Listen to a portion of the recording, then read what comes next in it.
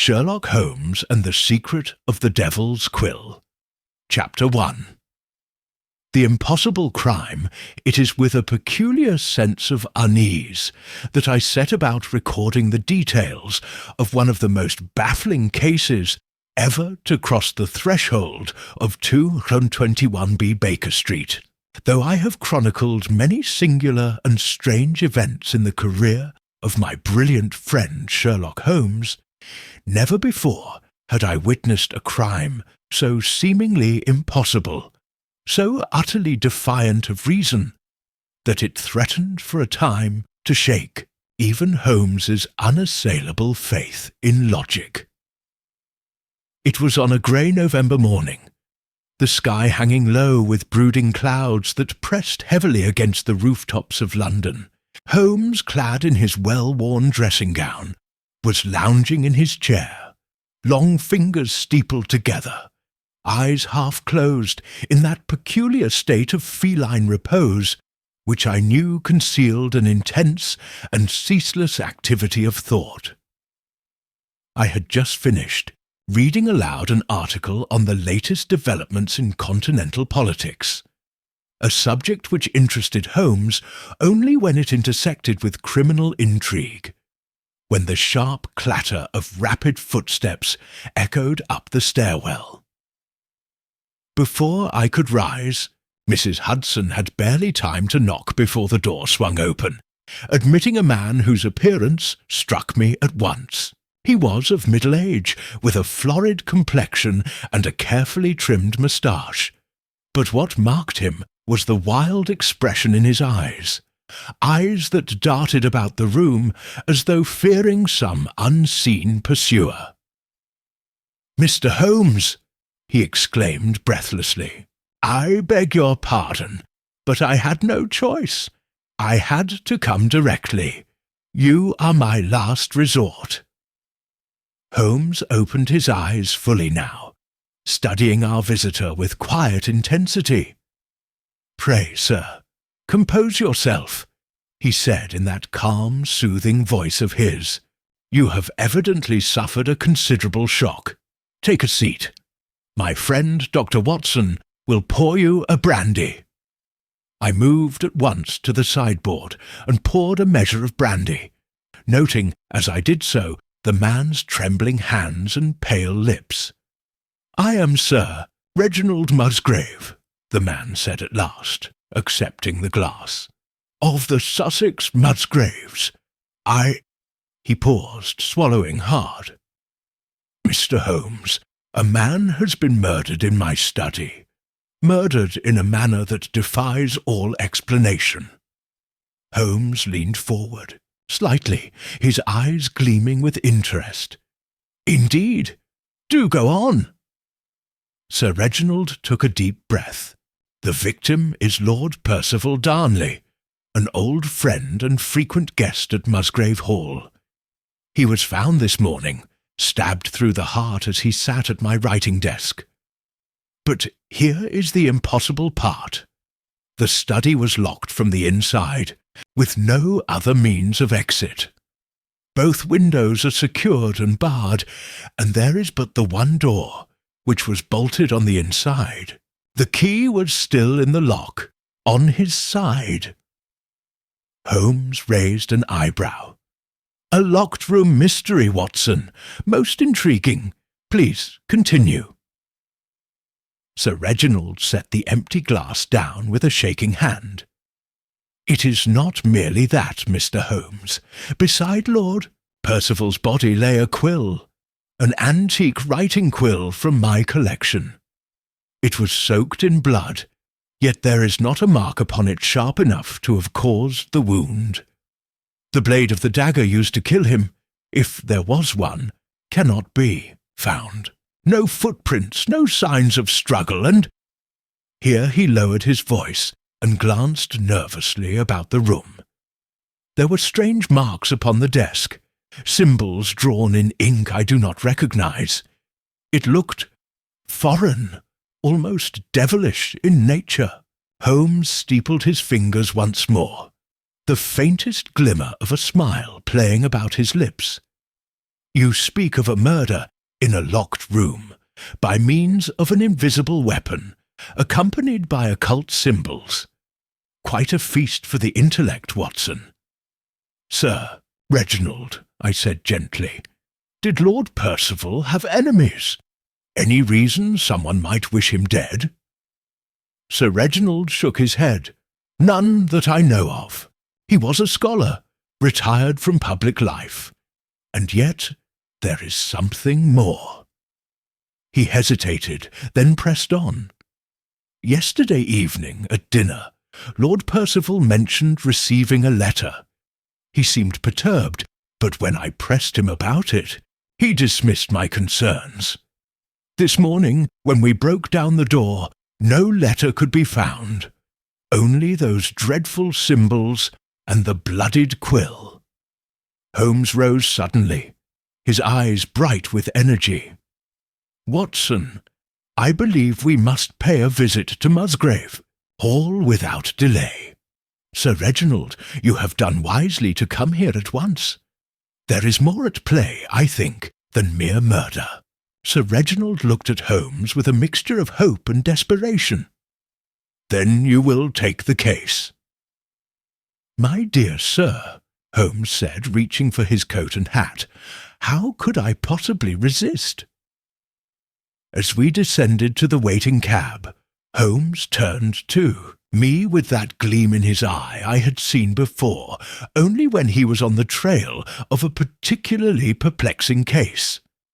A locked room, Watson, a vanishing weapon, and symbols of a diabolical nature. Either we are confronted with the most brilliant of murderers, or something else entirely. And which do you suspect? I asked as we climbed into the cab. Holmes smiled faintly. That, Watson, is what we are about to discover. And with that, the cab rattled off into the fog-draped streets of London, carrying us toward a mystery that would test the limits of even Holmes's prodigious mind. Chapter 2. An Unsolvable Puzzle. As the cab wheels clattered over the damp cobblestones of Baker Street, Holmes remained uncharacteristically silent. His keen eyes gazed out at the passing fog, though I knew his mind was already racing ahead, turning over every fragment of Sir Reginald's account. I had learned, in our long association, to refrain from needless interruption when Holmes was deep in thought. Yet, as the cab turned toward Paddington Station, where Sir Reginald had promised to secure tickets to Sussex, I could not help but voice the question that was gnawing at me. Holmes, I said carefully, have you truly encountered such a case before? A murder committed in a locked room, with no sign of a weapon, and, if Sir Reginald's description is accurate, symbols of an occult nature. Holmes turned to me, his eyes now sharp and focused, as though waking from a dream. My dear Watson, he said with a slight smile, if we were to catalogue all the seemingly impossible crimes that have crossed our path, we would fill a volume as thick as the Encyclopaedia Britannica. And yet, he tapped his long fingers thoughtfully on the window-pane. This case does present unique elements. The locked room, I suggested. Common enough in theory, Watson, he replied, though in practice, often more a question of perception than reality. But it is the matter of the devil's quill, if we may call it that gives me pause. You think it significant? Holmes leaned back against the seat, his steepled fingers once more resting beneath his chin. A quill, Watson, is a writing instrument, a tool for conveying thought to paper. To find it soaked in blood, and yet without the means to have inflicted the fatal wound, suggests either a message left for us to decipher, or a masterstroke of deception. And those strange symbols, I pressed, could they be part of some Ritual? Do you think this could be the work of some occult society?" Holmes allowed himself a soft chuckle. "My dear fellow, how often must I remind you that when all explanations appear supernatural, it is merely because the natural explanation has not yet been uncovered. The symbols may well be a deliberate ploy to mislead us, to set us on the path of phantoms while the truth remains comfortably concealed. But then, how was it done, Holmes? How can a man be stabbed in a sealed room, without a weapon, and without a mark of entry or escape?" Holmes's eyes gleamed with that familiar light of anticipation. "Ah, Watson, therein lies the beauty of the thing. An unsolvable puzzle, as you say, and yet someone solved it well enough to kill Lord Percival Darnley, which means we too must solve it, or confess ourselves outmatched." He grew quiet for a moment before adding thoughtfully, "Do you recall the case of the adventure of the speckled band, Watson? At first, that too seemed impossible. And yet, once the mind is set upon the right path, what appears miraculous becomes mundane. Before I could respond, the cab came to a sudden halt, and Sir Reginald appeared at the window, looking visibly relieved to see Holmes and me still within. "I've secured our tickets," he said. "The next train to Sussex departs within the hour. Will you join me?" Holmes rose and adjusted his coat. "Indeed, Sir Reginald, I would not miss it for the world." As we stepped out into the thick morning fog, Holmes glanced at me sideways and said in a low voice, "Watson, the game is afoot, and, if I am not mistaken, before the sun sets on Musgrave Hall, we shall have glimpsed the shadow behind the Devil's Quill." Chapter 3. The Devil's Quill and the Chamber of Death. The train to Sussex carried us swiftly through the countryside, though I must confess my thoughts were less on the passing scenery than on the dark mystery that awaited us at Musgrave Hall. Holmes, as ever, remained lost in thought, his eyes half closed, fingertips pressed together in his customary pose. Upon our arrival, Sir Reginald's carriage met us at the station, and after a silent, jostling drive through winding roads bordered by ancient oaks and the last traces of morning mist, we arrived at the gates of Musgrave Hall. It was a grim and imposing place.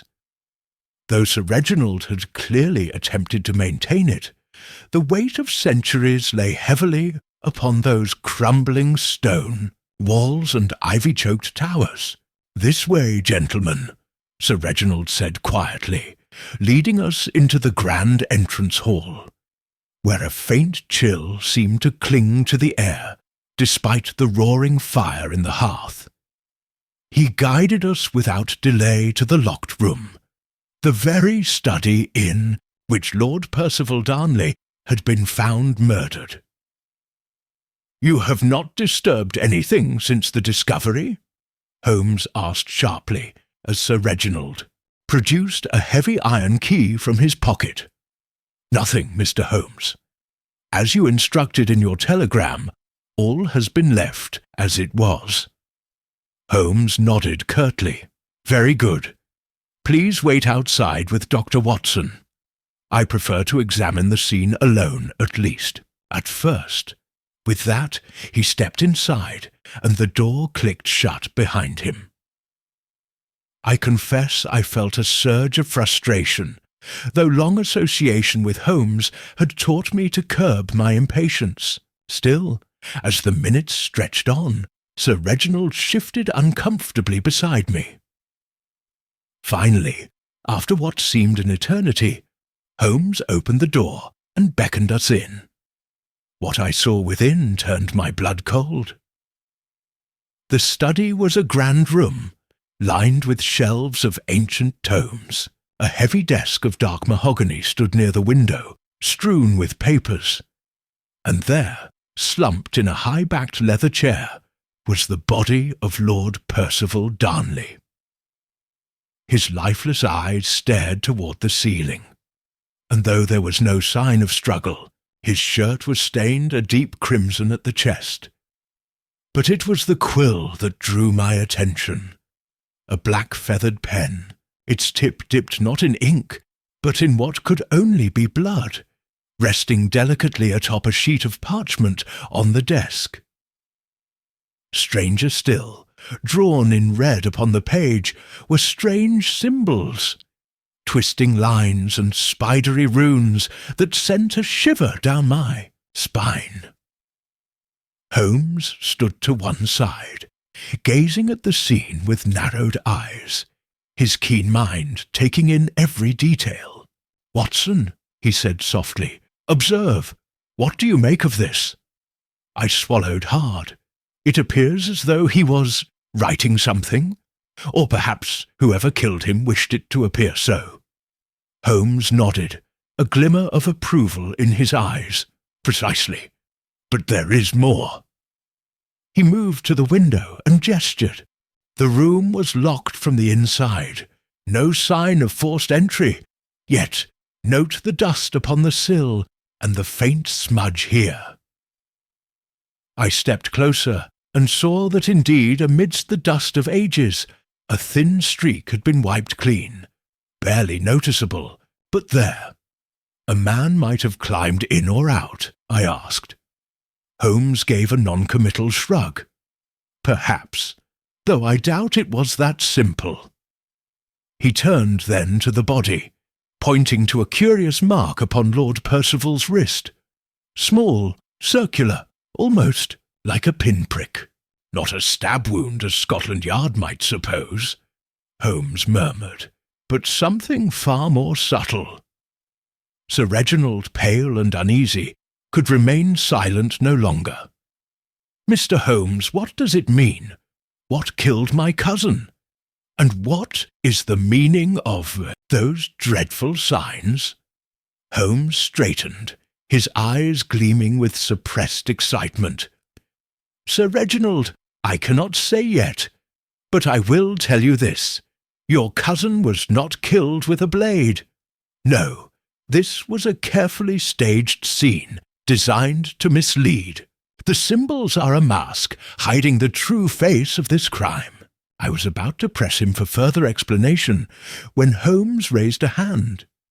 "And yet," he added quietly, "there is something here that even our murderer did not intend to leave behind.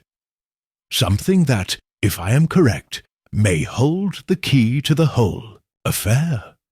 With that, he bent to retrieve a small object from beneath the desk. As he held it up to the light, I saw that it was a fragment of fine black thread, almost invisible against the dark carpet. "A thread?" I asked, puzzled. Holmes smiled thinly. "Sometimes, my dear Watson, all that is needed to unravel a great mystery is a single thread." Chapter 4. The Circle of Shadows. It was shortly after our grim inspection of the study that Holmes requested Sir Reginald to summon all those present in Musgrave Hall on the night of Lord Percival's death. "Before we proceed further, Sir Reginald," Holmes said with quiet authority, "I must speak with every soul who resides under this roof. There are answers hidden among them." We retired to the drawing-room, a vast chamber hung with ancient portraits, whose painted eyes seemed to follow us as we moved. One by one, the inhabitants of Musgrave Hall entered, each more curious and uneasy than the last. Miss Eleanor Darnley.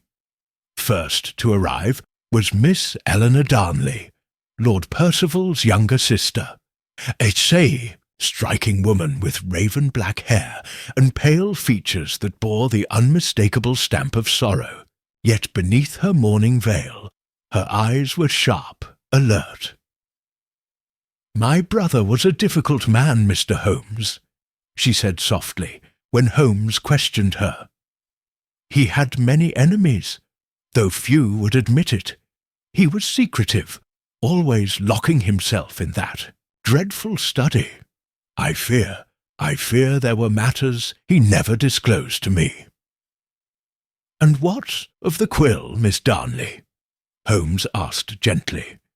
"Have you ever seen it before?" She shook her head, her fingers tightening around a handkerchief. "Never. But he did receive a letter 2 nights ago, delivered by hand, though I never saw the messenger. He burned it immediately. I believe it frightened him." Holmes exchanged a glance with me, but said nothing more to her, merely nodding as she left the room. Mr. Charles Denbury next was Mr. Charles Denbury, Lord Percival's private secretary. A thin, sharp-featured man with watery blue eyes, Denbury had the nervous air of someone perpetually glancing over his shoulder. "I found the body, sir," he stammered when Holmes inquired. "I went to bring Lord Percival his evening papers, as I did every night. The door was locked, but I could see him through the glass. The key was inside, and he was already dead." "And had his lordship been troubled of late?" Holmes inquired, studying him intently. Denbury hesitated. Yes, Mr. Holmes. He had taken to studying some peculiar books, things about secret societies and dark histories. He feared something, though he would not say what. "Forgive me, sir, but there are stories in the village, old superstitions about Musgrave Hall, about a curse tied to some object known as the Devil's Quill. I never believed in such nonsense, but his lordship, well, he did." Holmes's eyes gleamed. "Indeed, fascinating." 3. Mrs. Agatha Montrose. Then entered Mrs. Agatha Montrose, the housekeeper, an elderly woman with a stern face and a no-nonsense manner. She looked upon Holmes with suspicion, as though she resented his intrusion into the house's affairs. "I've been with this family nigh on 40 years, sir," she declared firmly. "Lord Percival was a proud man, but he kept his demons to himself. If you ask me, he brought this upon himself, with all his secret dealings and odd visitors." "Visitors?" Holmes said sharply. "Who visited him?" She frowned, her lips thinning.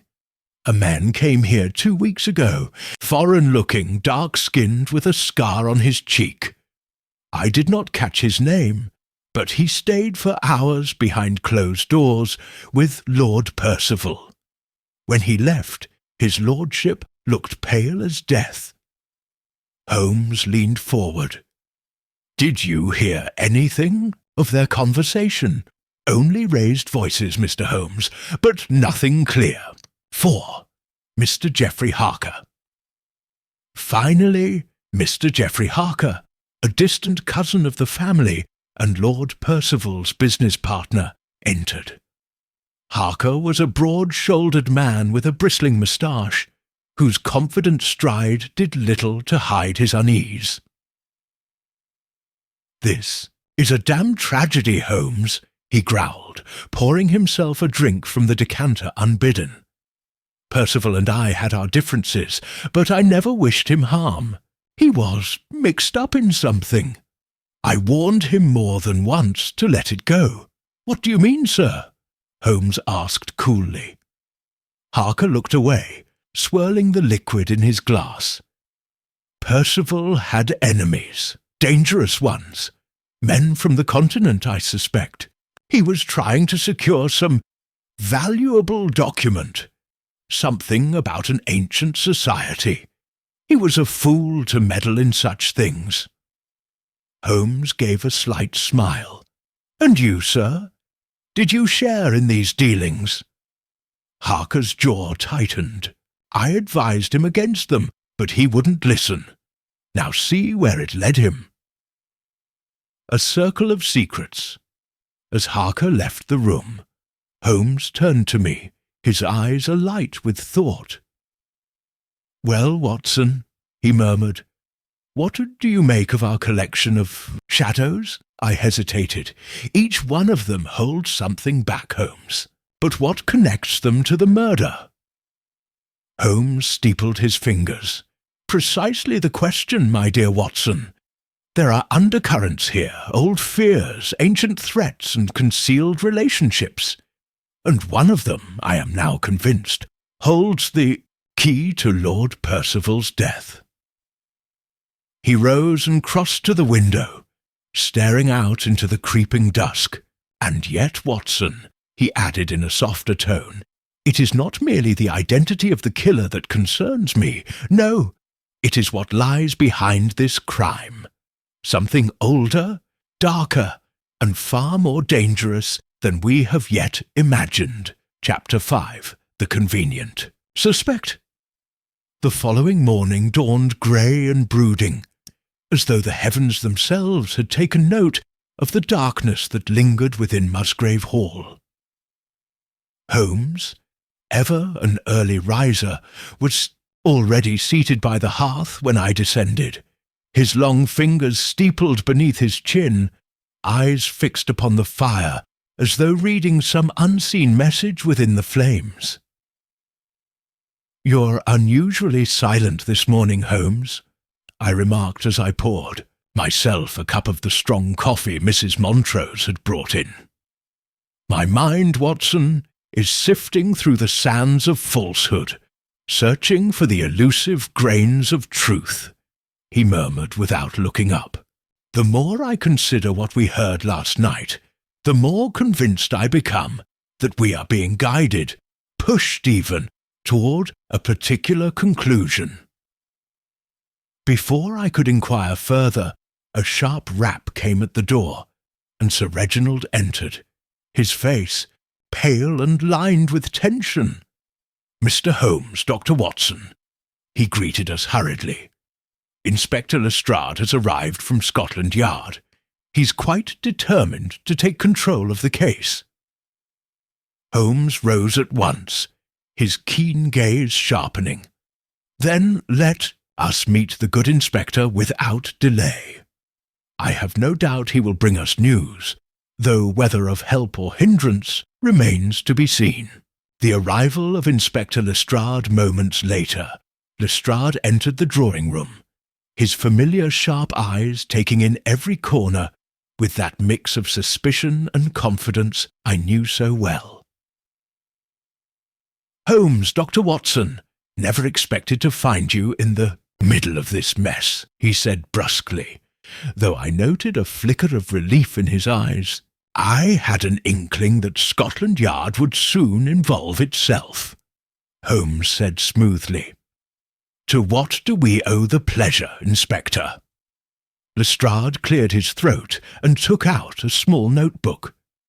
"We've received word from a local informant, a groom from the neighbouring estate. Claims to have seen someone sneaking around the grounds on the night of Lord Percival's death." "Indeed," Holmes said, eyebrows raised. "And whom does this mysterious informant accuse?"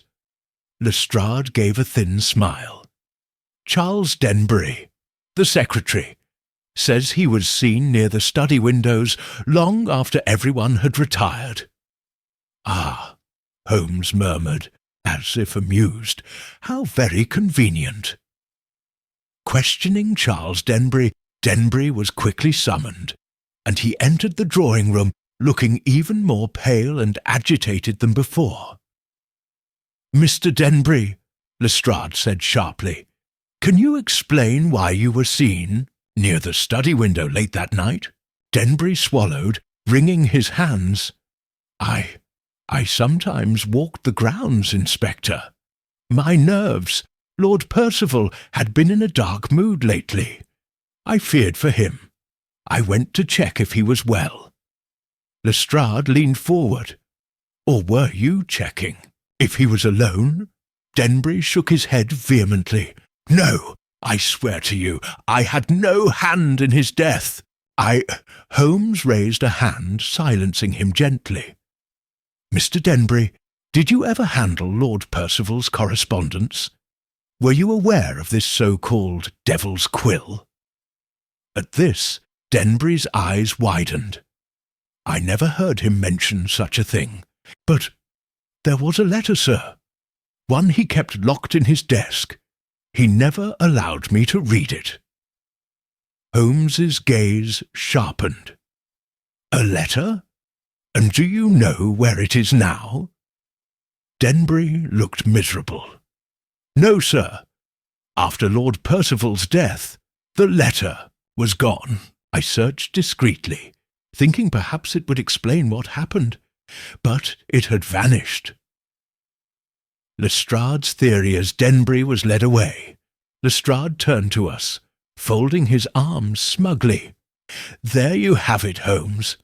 Opportunity, suspicious behaviour, and now missing documents. I say we have our man. Holmes smiled thinly. It is a tempting conclusion, Inspector, and yet I find myself troubled by its neatness. Real life, as you know, seldom arranges itself so tidily. Lestrade frowned. You think he's innocent? Holmes turned to the window, hands clasped behind his back. I think, Lestrade, that if Mr. Denbury had killed Lord Percival for that letter, he would not be fool enough to inquire after its whereabouts in front of us. I stepped forward. But Holmes, if not Denbury, then who? Holmes glanced at me, a glimmer of something like amusement in his eyes. Ah, Watson, that is what we must discern. For now, I advise we tread carefully. I fear we are being led down a path of deliberate misdirection. Whispers of motive. As Lestrade left to oversee arrangements for Denbury's arrest, Holmes and I remained by the window, watching the mists creep over the moors. Holmes, I said quietly, if Denbury is innocent, then who would seek to throw suspicion upon him? Holmes smiled faintly. Consider, Watson, who among the gathered might benefit from his removal, and who knew enough to arrange a scene that would implicate him so perfectly. I fell silent, pondering his words. Holmes, meanwhile, seemed lost in his own labyrinth of thought, his sharp profile outlined against the grey sky. Come, Watson, he said at last, turning abruptly. There are still pieces missing from this puzzle, and I propose we search Lord Percival's study once more. This time, not for what is there, but for what is missing. And with that, we departed the drawing-room, leaving behind the first suspect, but, as Holmes surely knew, not the last. Chapter 6. A Whisper in the Ashes. Holmes moved with quick, silent precision as we made our way back to Lord Percival's study, the heavy door creaking faintly on its hinges as he pushed it open. The room was as we had left it, eerily preserved like a shrine to its unfortunate occupant, the desk still locked, the window slightly ajar to let in the pale morning light. Holmes paused just inside the threshold, his sharp gaze scanning every corner with a scrutiny that made even me feel like an intruder in a sacred space. Watson, he said quietly, observe carefully. The crime, as presented to us, is too symmetrical, too carefully arranged. It suggests a mind that understands not only murder, but storytelling. A mind that knew we would search for a culprit like Denbury.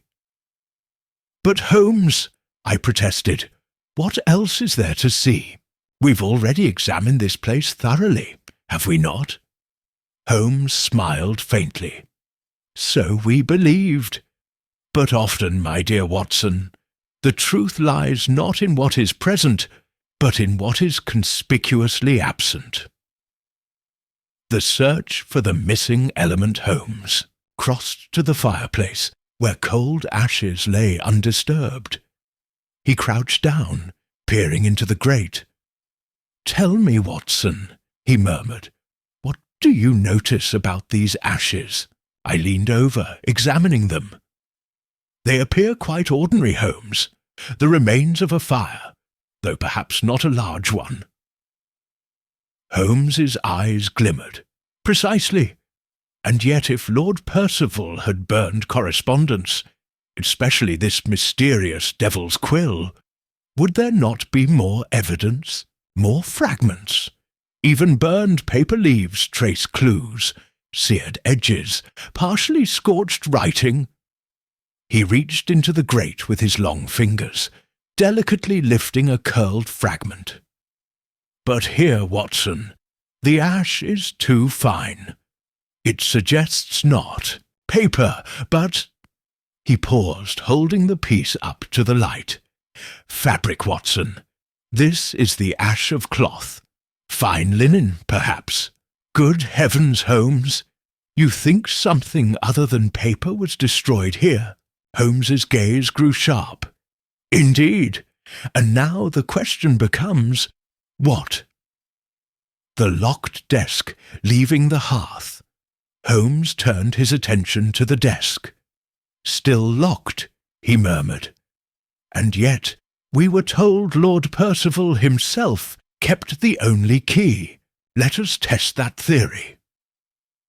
From his pocket, Holmes produced a set of delicate tools, and within moments the lock gave a soft click and sprang open. I watched as Holmes carefully examined each drawer. "Nothing unusual," he said, rifling through correspondence and official documents, until he reached a shallow drawer lined with velvet. He paused. "Watson," he said softly, "look here."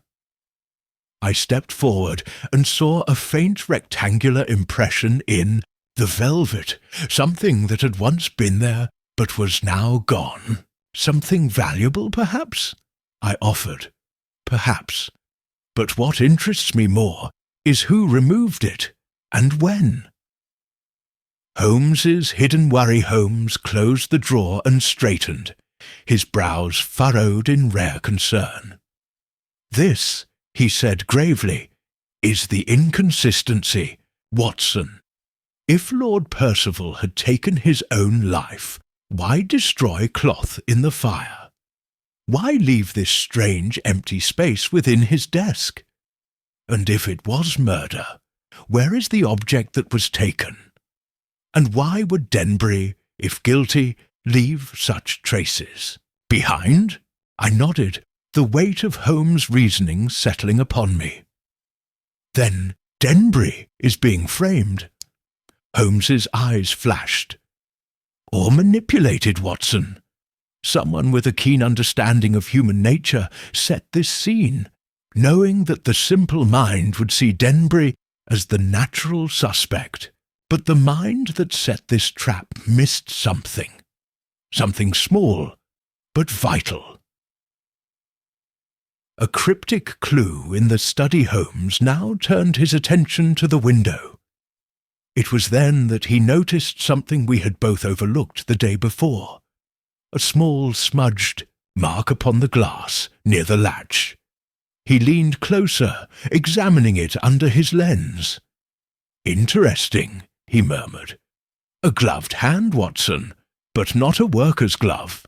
No, this is fine leather, expensive." He turned, his face thoughtful. "Tell me, Watson, what kind of man wears fine leather gloves when breaking into a study in the dead of night?" I hesitated. "A gentleman?" Holmes smiled faintly. "Precisely. Not Denbury, with his ink-stained fingers and nervous hands. Someone else. Someone with wealth, and perhaps with a great deal to lose." Holmes's private thought as we left the study. Holmes seemed lost in thought. "Holmes," I ventured, "what troubles you most?" He glanced at me, and for a rare moment I saw a flicker of unease in his sharp eyes.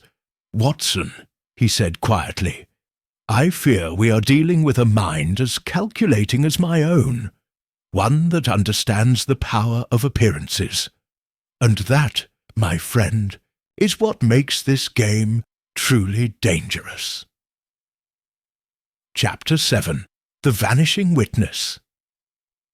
The following morning dawned grey and heavy with mist, as though the very weather conspired to shroud the mystery in deeper gloom. Holmes had risen early, his usual breakfast of coffee and toast untouched as he paced the room, pipe in hand, lost in silent calculation. I was about to press him on his thoughts when a sharp knock at the door interrupted us. It was Inspector Lestrade, looking rather more dishevelled than usual, his brow furrowed in irritation, and something that might have been worry. "Mr. Holmes," Lestrade began, as soon as he stepped inside, "it seems we've got a complication. One, I dare say, even you may find troublesome." Holmes turned sharply. "Indeed, Inspector. Do enlighten me." A missing servant Lestrade set his bowler hat on the table and looked between Holmes and myself.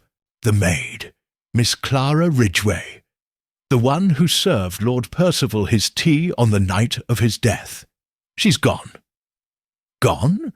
I echoed in surprise. "Vanished without a word. No one saw her leave. Her room was found empty this morning, her things taken, as if she had planned it. And yet no servant saw her come or go. It's as if she disappeared into thin air." Holmes's eyes gleamed with sudden intensity. "Fascinating. When was she last seen?" Lestrade scratched his chin. "Last night, just before supper. She kept to herself, mostly. A quiet girl, but now gone." Holmes's rapid deductions. Holmes paced. A few steps, his hands clasped behind his back. "Tell me, Lestrade, was Miss Ridgway close to anyone in the household?" The inspector shook his head. "No one mentioned anything of the sort. Kept her distance, from what I gathered, though—" Holmes stopped pacing. "Yes?" Lestrade hesitated. "Some say she had an understanding with one of Lord Percival's business acquaintances, a Mr. Vincent Alcott." Holmes's eyes narrowed. "Vincent Alcott, the industrialist?" "The same. Been seen visiting the house from time to time. And now, with Ridgway missing, folks are starting to whisper." Holmes sat down suddenly, steepling his fingers. "A maid with ties to a powerful man, and she vanishes right when her testimony might shed light on her master's death. Curious, is it not?" "Do you think she was involved?" I asked. Holmes shook his head slowly. "Involved? Perhaps, but whether as a pawn or a player is yet to be seen." The second scene, a disturbing discovery. No sooner had Lestrade left than a messenger arrived with urgent news from Lord Percival's solicitor. The man's estate had been ransacked during the night. Though nothing appeared stolen, drawers had been opened, documents scattered, as if someone had been searching for a specific item. Holmes and I arrived at the solicitor's offices within the hour. "Mr. Holmes," the grey-haired solicitor, Mr. Arden, greeted us, looking pale and shaken. "I don't understand it. Nothing of value has been taken, yet my private papers were thrown into chaos." Holmes examined the wreckage with keen eyes. And was there any particular document, perhaps relating to Lord Percival, that might be of interest to an intruder? Mr. Arden hesitated, then lowered his voice. There was a codicil to his will, recently drafted. It was to be kept secret until final arrangements, but—" He swallowed. "It is missing now." Holmes's expression darkened. "What did the codicil contain?" "A bequest, Mr. Holmes, to Miss Clara Ridgway." Watson's realization. I gasped. "You mean to say Lord Percival intended to leave her something in his will?" "Not merely something," Arden murmured. "A considerable sum. Enough to make her independent for life." Holmes turned away, his eyes gleaming with new understanding. "And now she is gone, along with the only document that could prove her claim. Curious indeed." Holmes's growing concern. As we rode back to Baker Street, Holmes sat unusually quiet, his brows furrowed. "This case, Watson," he said at last, "grows darker with each passing hour. We are no longer dealing merely with a death, but with a carefully orchestrated scheme, one designed to manipulate, to obscure, and perhaps to destroy anyone who comes too close to the truth." "Do you think Miss Ridgway fled for her life?" ventured. Holmes did not answer at once. He turned to me with a grim expression. "Or was made to disappear, Watson. There is a difference, and it may mean the difference between life and death for her." His hand closed around the brim of his hat as he stared out the carriage window, lost in some dark calculation. "Whatever the devil's quill may be," he murmured, "I fear it has not finished writing tragedy just yet." Chapter 8. Holmes sets the snare.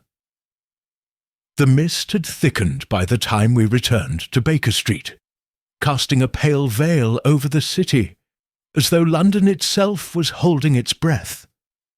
Holmes remained deep in thought, seated by the hearth, with his hands steepled beneath his chin, his gaze fixed on some distant, unseen point. I ventured to break the silence. "Holmes, what is it that troubles you? Surely the codicil and Miss Ridgway's disappearance cannot be mere coincidence." Holmes glanced at me, the faintest trace of a smile playing at his lips. "No, Watson, they are not coincidences. They are calculated moves in a game that is rapidly nearing its conclusion. But there remains one piece of this puzzle, one piece I must force into the open." He rose swiftly, reaching for his violin, but instead of playing, he held it absently, as if seeking inspiration in its polished surface. Holmes's unusual request. Turning to me, he said, "Watson, I must ask you to play a role, one that requires your usual talent for earnestness." "My dear Holmes," I replied, surprised, "you know you have only to ask." He gave a short nod. "Tomorrow you will visit Lady Evelina and speak to her of your concern, your worry over Miss Ridgway, and the scandal that may erupt if certain truths come to light. You must speak as though you know more than you do, Watson. You will suggest that Holmes suspects a conspiracy, and that he is on the verge of uncovering it. Watch her reaction carefully." "Lady Evelina?" I frowned. "You suspect her?" Holmes smiled, thinly. "I suspect everyone, Watson.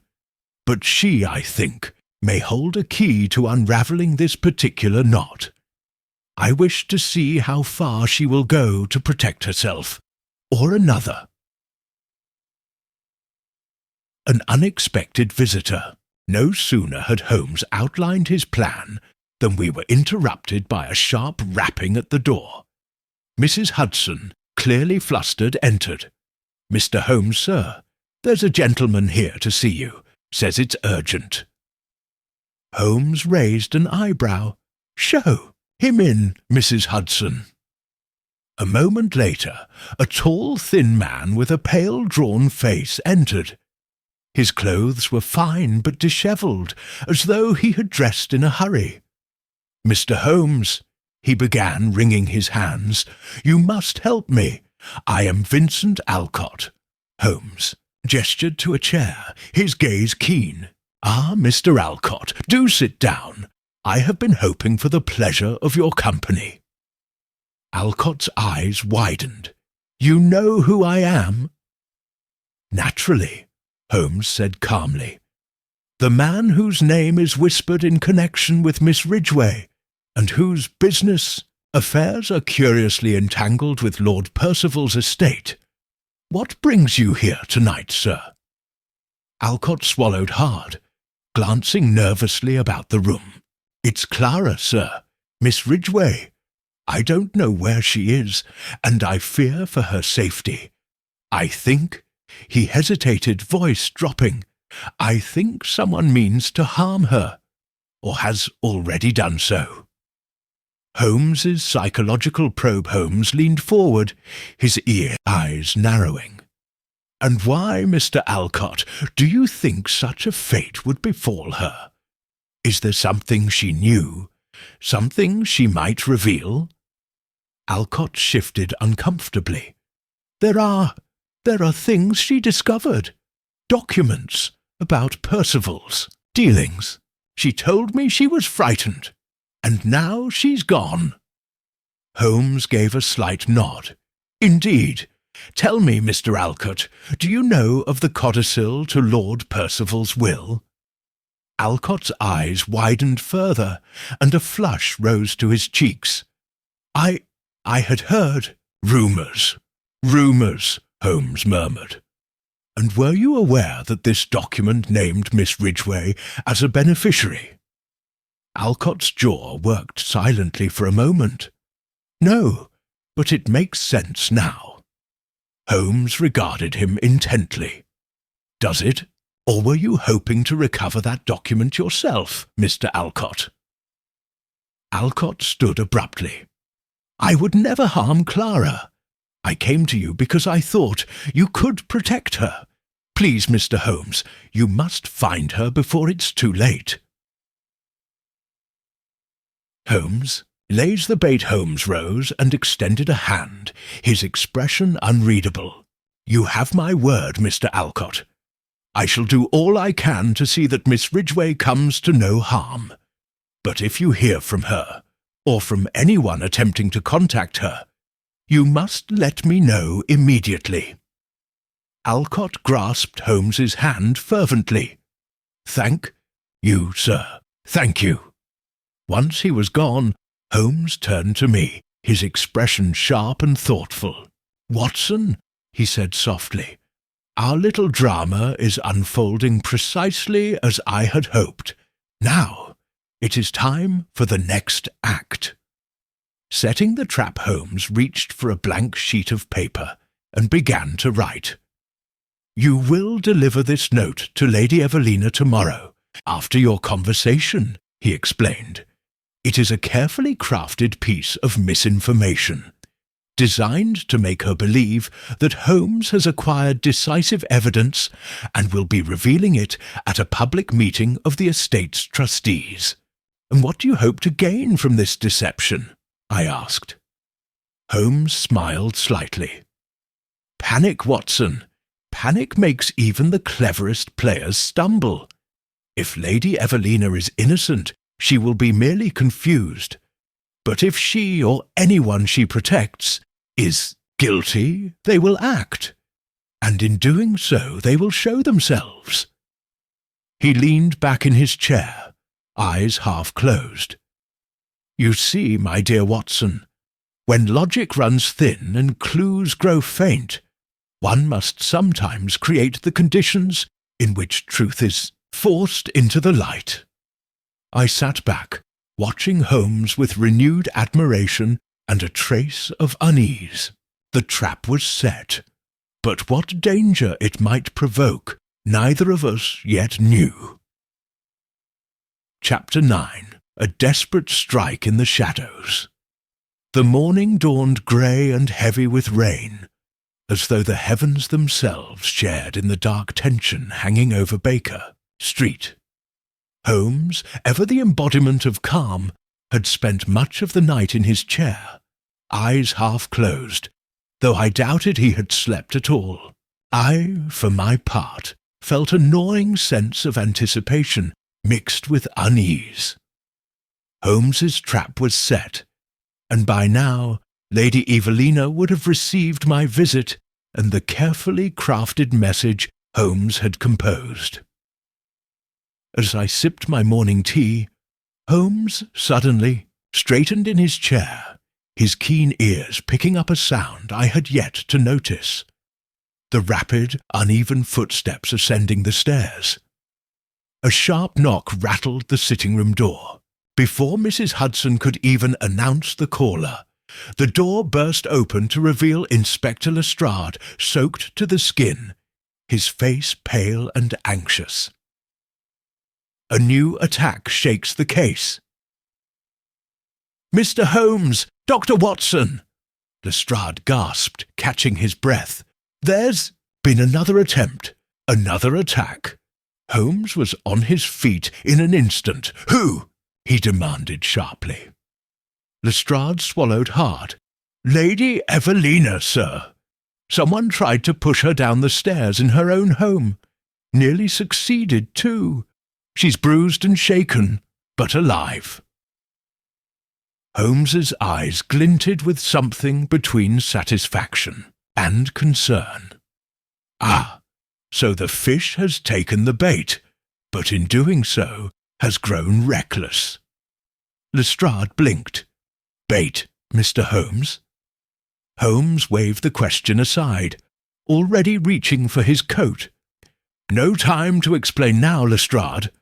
Watson, your revolver, if you please. I have a feeling this game is about to turn deadly."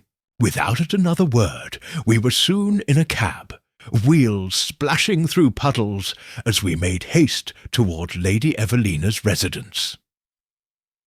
The scene of the attack, Lady Evelina's grand townhouse on Cavendish Square, had become a scene of quiet chaos. Nervous servants lingered in corners, whispering among themselves, while a stout constable stood watch at the door. Lady Evelina herself lay upon a chaise in her drawing-room, a ghastly bruise darkening her temple. Her usual regal bearing was diminished by fear and pain, though her eyes sharpened upon seeing Holmes. "Mr. Holmes," she said faintly, "you must find who did this, before they succeed next time." Holmes approached her with an air of gentle gravity. "I am profoundly sorry, Lady Evelina, but I must ask, had you any warning, any sense of who it might have been?" She shuddered. "None. I had just received a troubling letter, a warning, I think. But before I could even read it fully, I felt a sudden force from behind. Had it not been for my maid, I would have broken my neck." "A letter?" Holmes's eyes gleamed. "I see it." With trembling fingers, she handed him a crumpled note. Holmes unfolded it carefully. The mysterious letter. The letter was brief but chilling. "You are in grave danger. He knows that you know. Before the clock strikes 3, all secrets will be silenced. No signature, no identifying marks. Only the faintest smudge of ink at the corner, as though the writer had been in haste or distress." Holmes examined the paper closely, holding it up to the light, then carefully folding it into his coat. "A curious document," he murmured, "one that tells us much by its very lack of clarity." The hidden hand behind the plot Lestrade, hovering anxiously, spoke up. "Do you think the same person behind Percival's death is responsible for this, Mr. Holmes?" Holmes's lips curved into a faint, unreadable smile. "I think, Inspector, that what we see now is an attempt by a desperate hand to contain a secret rapidly unravelling. But mark my words, this was not a crime of random violence. It was a targeted warning, or an attempt at silence." Lady Evelina, pale but composed, fixed Holmes with a sharp gaze.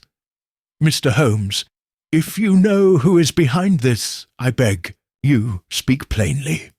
Holmes shook his head slowly. "Not yet, Lady Evelina. The time is coming, but not yet. I must be sure, utterly sure, before I move.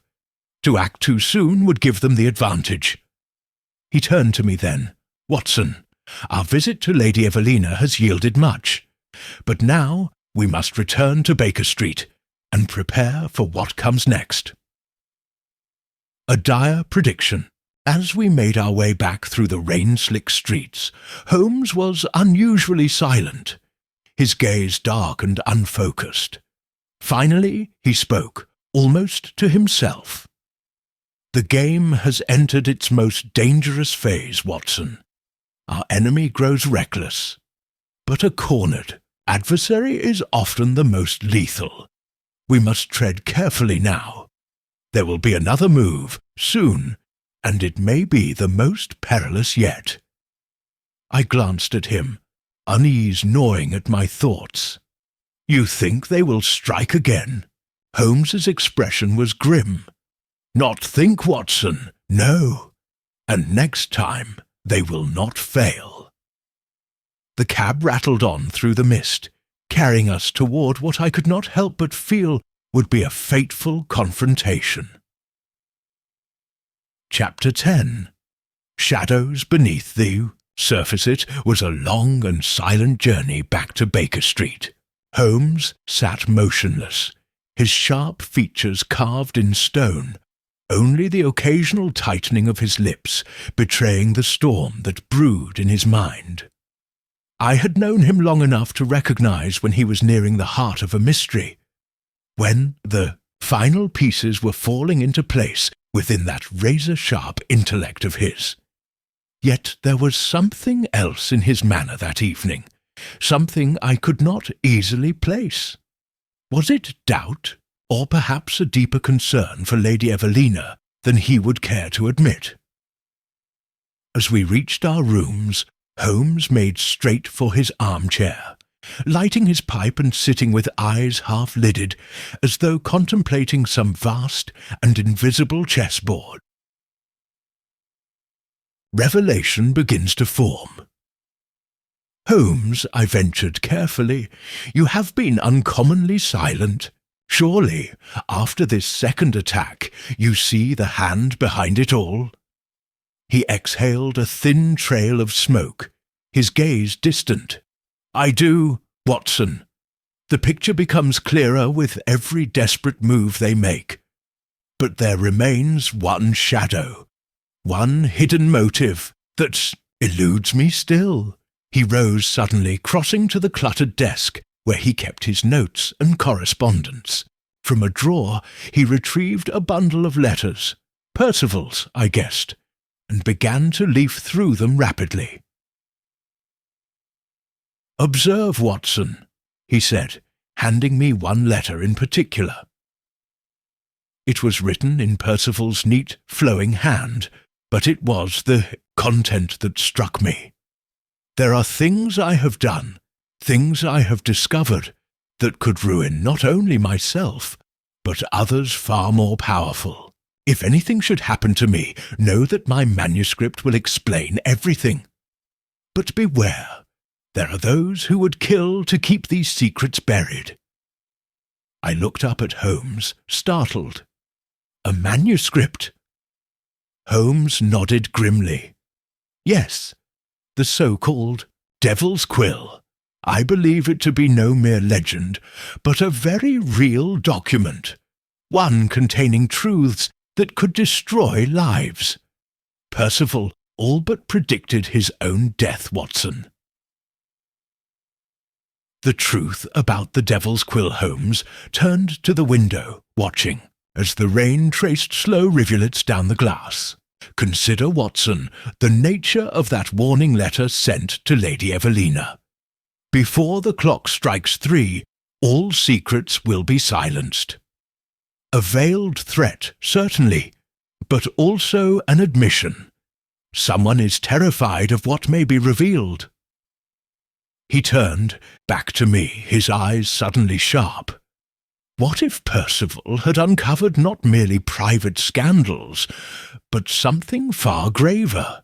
Evidence of treason, blackmail, perhaps even murder, a secret that could topple reputations, fortunes, and perhaps more.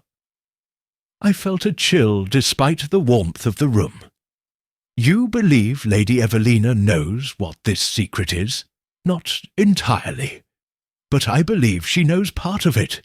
Enough to make her a target, and perhaps she has guessed more than she lets on. A web of connections, Holmes began pacing. Consider the players in our little drama, Watson. Percival's untimely death, staged as an accident. The attempted destruction of his manuscript, Lady Evelina's near-fatal fall. And all of it tied together by that single vanished document, the Devil's Quill. He paused to light a fresh match, the flame flickering in the dim room. But here is the key, Watson. Who would stand to lose everything if the contents of that manuscript were revealed? Who feared Percival's discovery so much that they resorted to murder? Sir Reginald Whitmore, I suggested, recalling the cold, calculating financier. Holmes smiled faintly. Indeed, he appears to be the obvious suspect, a man with much to hide, surely. But obvious answers rarely satisfy me. There is someone else, Watson, someone whose very name has yet to be uttered, but whose presence lingers like a shadow over this case. A mysterious stranger. At this, I leaned forward. You suspect a third party, Holmes. Someone neither Lady Evelina nor Sir Reginald. Holmes gave a sharp nod. Precisely. And I intend to find them. There is a connection, hidden but real, that binds all of this together. I believe Percival discovered this person's secret, and it cost him his life. He turned to me suddenly, his gaze intense. Watson, we must find that manuscript. It is the key to everything. I have a theory as to where it might be hidden, but I will need your assistance. Tonight we shall visit Percival's study, quietly, and without announcing ourselves to those who may wish to see it destroyed. A final ominous note. As Holmes returned to his chair, his brow furrowed, he picked up Lady Evelina's crumpled letter once more, studying it under the lamp's light. "Watson," he murmured, almost to himself, "the ink smudge on this letter. There's something very peculiar about it. I believe it may hold the answer to who wrote this, and why." His eyes glinted with sudden resolve. "We are closer now, Watson, closer than they think. But we must move quickly before they strike again." I nodded, feeling the weight of his words. The game was indeed reaching its climax, and somewhere in the shadows of London, a ruthless hand was preparing to act once more. Chapter 11. The lure of the trap Holmes's sudden decision to search Percival's study that very night left me both anxious and excited. It was not often that I saw my friend prepare for action with such urgency. There was a peculiar tension in his movements, as though he were racing against some unseen clock, aware that every moment lost brought Lady Evelina closer to danger. Set out under cover of darkness, wrapped in our heavy overcoats to shield ourselves from the mist that clung to the streets of London like a living thing. Holmes led the way with purpose, his eyes sharp beneath the brim of his hat, glancing from shadow to shadow as if expecting a hidden adversary to emerge at any moment. The plan unfolds. "Watson," Holmes said quietly as we approached the imposing facade of Percival's residence, "tonight we play a delicate game. I intend not only to search for that manuscript, but to lay a trap, a bait, if you will, for our unknown enemy." "A trap?" I repeated. "But surely, Holmes, if we are caught—" He waved a hand to dismiss my concern. "There are risks, of course, but I have taken measures to ensure that news of our visit reaches precisely the ears I wish it to reach. Our mysterious adversary is watching. Of that I am certain. If they believe we are close to uncovering the devil's quill, they will act, and when they do, we shall be waiting." Breaking into the study. The great house stood dark and silent as we approached, its windows shuttered against the night. Holmes produced a set of slender tools from his pocket, those infamous lockpicks he so rarely used, but kept close for moments such as these. In moments, the door yielded to his careful touch, and we slipped inside, moving with the utmost caution. The air was thick with the scent of dust and old paper, a mausoleum of forgotten knowledge. Holmes led me through the corridor to the study, where Percival had once worked late into the night, surrounded by books and the secrets that had ultimately led to his demise. A careful search inside, Holmes lit a single lamp, its dim glow casting long shadows across the shelves. He wasted no time, moving directly to Percival's writing desk and beginning a careful examination. "Watson, attend to the bookshelf," he whispered. "Look for any signs of disturbance, dust displaced, books out of order, anything that might suggest a hiding place." I obeyed, scanning the rows of volumes. My fingers brushed along the spines, noting which books seemed untouched and which bore the faint marks of recent handling. It was there, tucked behind a heavy tome on ancient heraldry, that I found something. "Holmes," I called softly, "look here." He crossed swiftly to my side, reaching in and withdrawing a slim leather-bound notebook, its cover unmarked, but its pages brimming with Percival's neat script. "The devil's quill," Holmes murmured, turning the pages carefully. "Or at least a portion of it. Enough to understand the storm that brewed around this man." The dark secret revealed. We stood together, reading by the pale light of the lamp. The contents were shocking. Accounts of secret dealings, powerful men engaged in blackmail, bribery, and worse. Names were named, names that would ruin lives if exposed. Holmes's expression grew darker as he read. So, Percival was no mere writer of fiction, Watson. He uncovered a web of corruption, and someone feared what he had learned. Then Lady Evelina, I began, knows more than she admits, yes, but perhaps not all. Still, her connection to this manuscript makes her dangerous to those implicated. Holmes closed the book and tucked it carefully into his coat. "We have what we came for.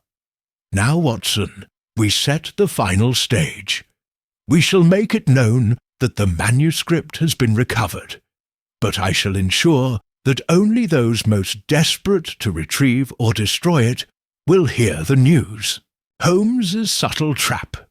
As we prepared to leave, Holmes paused, glancing around the study one last time. Then, With deliberate precision, he left a slip of paper on Percival's desk. "What is that?" I asked, curious. "A message," Holmes said with a faint smile. "To our hidden adversary. It will appear as though we have left a clue behind, something that might compel them to act before they are ready." I read the note. "The truth will out. You cannot bury the devil's Quill forever." Holmes extinguished the lamp, plunging the room back into darkness. The waiting game begins. As we slipped back into the night, I turned to Holmes, my heart still, racing. "What now? Now, Watson," he said, adjusting his collar against the chill. "We wait, but not idly. Our enemy will come to us. Desperation makes people careless. Tomorrow we shall call upon Sir Reginald Whitmore and Lady Evelina once more. I am curious to see how they respond when they believe the game is nearly over." He looked at me then, his eyes gleaming with quiet determination. "The pieces are in place, Watson. Soon we shall see who makes the first move, and who will fall into the trap I have so carefully laid."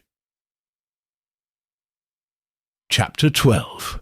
A flash of revelation. It was rare in all my years beside Holmes to witness him in a state of restless energy.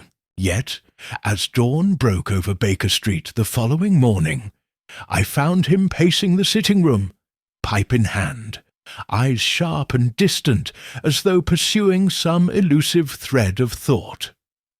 The manuscript lay secured in his desk, but Holmes's mind was far from at ease. Something remained unsolved, an element that defied his full comprehension. I watched him in silence for some time, the only sound the rhythmic strike of his footsteps on the rug. An unexpected visitor. Our contemplation was interrupted by the sudden arrival of Inspector Lestrade, who entered with his usual air of importance, though there was a tension in his manner I could not mistake. "Mr. Holmes, Dr. Watson," he greeted us curtly, adjusting his coat. "I thought you should know. There was a break-in at Sir Reginald Whitmore's residence last night." Holmes's eyes flashed at this news, though he betrayed no surprise. "Indeed, and what was taken?" Lestrade looked uncomfortable.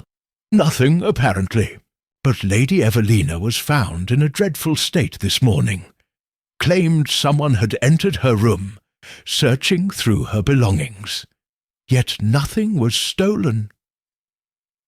Holmes exchanged a glance with me, and I knew he had expected something of this kind. "And Sir Reginald?" Holmes asked, sitting back in his chair. "Furious, of course," Lestrade grunted. "Blames me for not providing more protection. But I thought you'd want to know, Holmes, since you're meddling in this business." Holmes gave a faint smile. "Indeed, Inspector, you've done well to inform me." The spark of understanding. Lestrade departed. Holmes turned to me, his fingers steepled beneath his chin. "Watson," he said softly, "we are being drawn ever closer to the heart of this matter. But there is something, one element, that I cannot yet see clearly." I was about to speak when Mrs. Hudson entered with the Morning Post. Among the usual letters was a small unmarked envelope. Holmes took it with a frown, opened it, and scanned the contents rapidly. As his eyes moved over the paper, I saw the transformation in him, a sudden stillness, a sharp inhalation of breath. He read the letter twice, and then, without a word, handed it to me.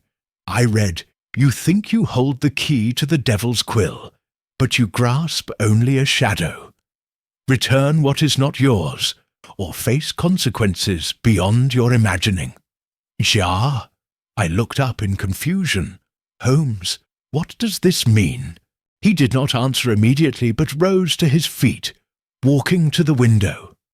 Then he turned, and I saw in his eyes the unmistakable gleam of revelation, the moment of recognition.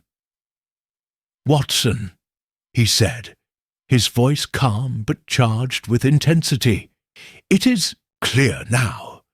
I see the whole of it, the intricate web that Percival uncovered and the reason for his murder. And more than that, I know now who has been playing this dangerous game from behind the scenes." "Who?" I asked eagerly, leaning forward. Holmes smiled faintly, as though savouring a private triumph. "Consider, my dear Watson, what we know. A manuscript filled with secrets capable of ruining men of great power. A family desperate to conceal their connection to it. And now, threats issued with the signature R. There is only one person with both the motive and the opportunity. Someone so close to Percival that they would have had access to his study, his thoughts, even his private writings. Sir Reginald?" I breathed, the name falling from my lips in astonishment. Holmes nodded. "Precisely. But not only Sir Reginald. The letter tells me there is another, someone who perhaps has manipulated even Sir Reginald himself. And now that we possess the devil's quill, they are growing desperate." A new layer of the puzzle Holmes paced again, his hands clasped behind his back. "But there is more, Watson. The letter speaks of what is not yours. That tells me the writer believes they have some right to the manuscript, which means that the true mastermind is not merely protecting secrets. They believe they have ownership over those secrets, perhaps as the source or as the subject." I struggled to keep up with his reasoning. Then the danger to Lady Evelina. "Idishe, real and immediate," Holmes said sharply. "For I now believe she knows or suspects the truth. Perhaps Percival confided in her more than we realized. If so, she holds the key to the final piece of this mystery." A plan for confrontation. Holmes paused, his keen gaze fixed on me. "We must act, Watson. I shall call upon Sir Reginald and Lady Evelina this very afternoon. But first I must prepare. There are questions I must ask that only she can answer, and we must be prepared for the storm that will follow." I rose to my feet. "Shall I accompany you?" He smiled. "As always, my dear. Watson, I would not face this final act without you." And as he reached for his coat, I knew that the game was nearing its end, that soon the true mastermind behind Percival's death and the devil's quill would be unmasked. Yet I could not shake the feeling that danger still lurked close at hand, and that before this case was resolved, Holmes himself might face a peril greater than either of us had anticipated. Chapter 13. The Final Attempt to Escape. By the time we reached Sir Reginald Whitmore's grand residence later that afternoon, a grey mist had settled over London, casting a pall over the city as though it too awaited the unfolding of Holmes's final move in this perilous game. Holmes was unusually silent as we rode in the cab, his sharp eyes watching the streets with intense scrutiny. I knew better than to interrupt his thoughts, though my mind was racing with questions. The tension builds at Whitmore Manor. When we arrived, Lady Evelina herself met us at the door, her face pale and drawn, her eyes shadowed with fear. She led us swiftly into a sitting-room where the heavy curtains were drawn against the world outside. "Mr. Holmes," she whispered, wringing her hands. I don't know what to do. Sir Reginald has been strange since last night. He refuses to speak to me, and he locked himself in the study this morning. He said no one was to disturb him. Holmes nodded gravely. Lady Evelina, I fear your husband is more deeply involved in this affair than you realize. But tell me, has anyone else visited the house today? She hesitated. Only Mr. Rathbone, the solicitor. He said Sir Reginald summoned him urgently, and was here for nearly an hour. Holmes exchanged a sharp glance with me. Rathbone, the mysterious R from the threatening note? Did Rathbone leave anything behind? Papers, a package? Holmes asked, quickly. Lady Evelina shook her head, but her brow furrowed. No, but when he left, he looked pale. Frightened even. Holmes's jaw tightened. We must speak to Sir Reginald immediately. Watson, come with me. A locked door and a desperate man strode swiftly to Sir Reginald's study, where Holmes knocked firmly. Sir Reginald, it is Sherlock Holmes. I must speak to you without delay. There was no answer. Holmes knocked again, louder this time. Sir Reginald, open this door, or I shall be forced to break it down.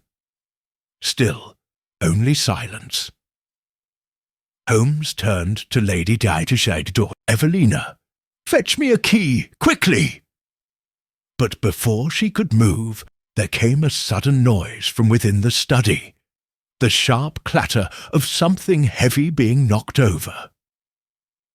Holmes's eyes gleamed coldly. He's trying to destroy evidence. Without hesitation, Holmes turned to me. Help me, Watson. Together we rammed the door with our shoulders, and after a few heavy blows, the lock gave way. The attempt to flee inside, the room was in chaos. Purple was strewn across the floor, and Sir Reginald was hastily stuffing what looked like part of the Devil's Quill manuscript into a leather satchel. On the desk lay an open drawer, from which other documents had clearly been seized. At the sound of our entrance, Sir Reginald spun around, his face pale and wild, his hand instinctively reaching for a revolver lying atop the desk. Holmes stepped forward, calm and unwavering. That would be a grave mistake, Sir Reginald. For a long moment, Sir Reginald stood frozen, the gun trembling in his hand. Then, as though realizing he had no escape, he let the weapon fall to the carpet with a dull thud. What do you want, Holmes? He spat bitterly. You've already ruined me. Holmes approached slowly. I want the truth.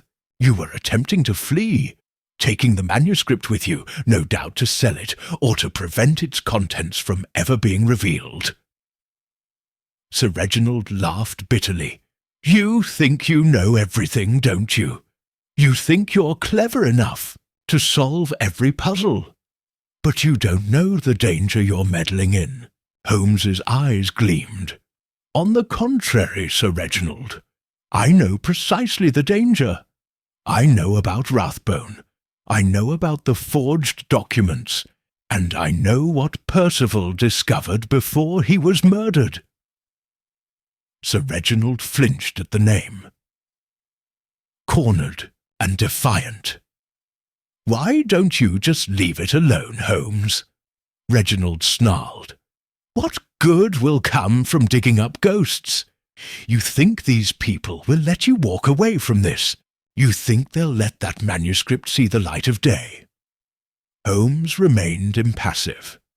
Whether they allow it or not is no longer the issue. What matters is justice. For Percival, and for those who would have suffered under the weight of these secrets. Sir Reginald's defiance faltered.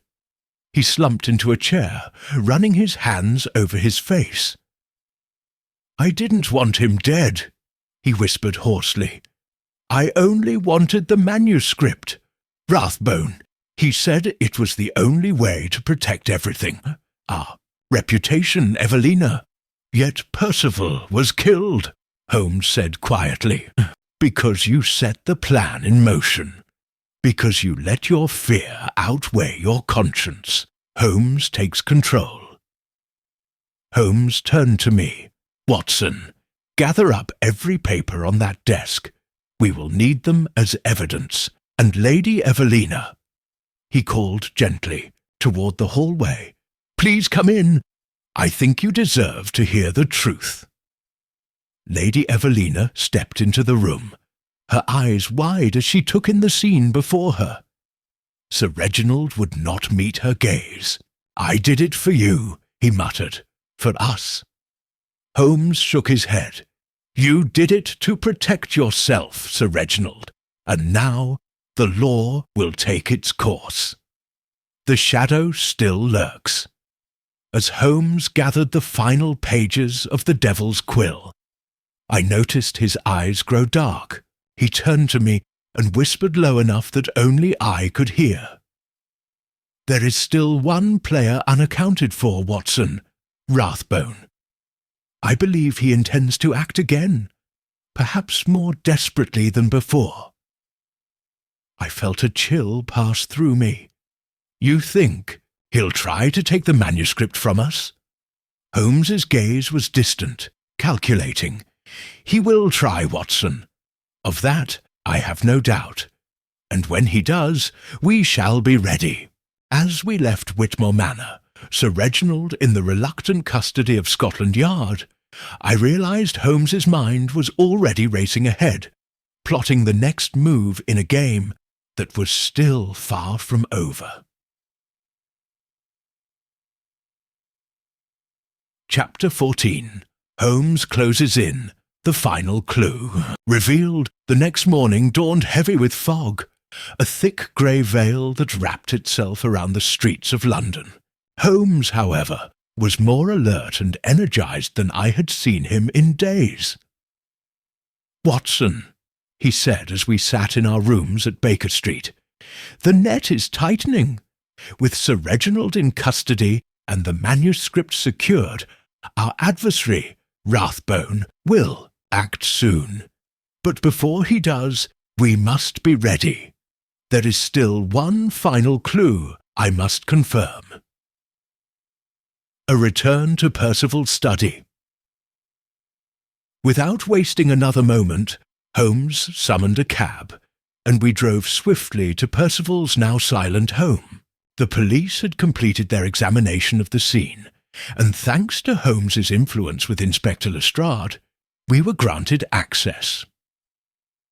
Holmes moved about the study like a man possessed, his sharp gaze scanning every surface. He opened drawers, peered behind books, tapped on the floorboards. Watson, do you recall the ink blot we found on Percival's desk during our first visit? Yes, I replied. You thought it odd that it hadn't been cleaned? Precisely. Holmes knelt by the desk and examined the underside with a magnifying glass. A satisfied gleam entered his eyes. As I suspected, he murmured. From beneath the desk, he carefully pried free a thin sheet of paper, folded tightly and secured with a strip of wax. What is it? I asked, leaning in closer. Holmes opened it with care, the final piece of Percival's research, the secret of the Devil's Quill itself, the secret revealed. As Holmes smoothed the paper on the desk, I saw a series of precise notes, and astonishingly, a map showing the location of a hidden vault beneath the city, where Percival believed the original Devil's Quill manuscript had been sealed away by its creator centuries ago.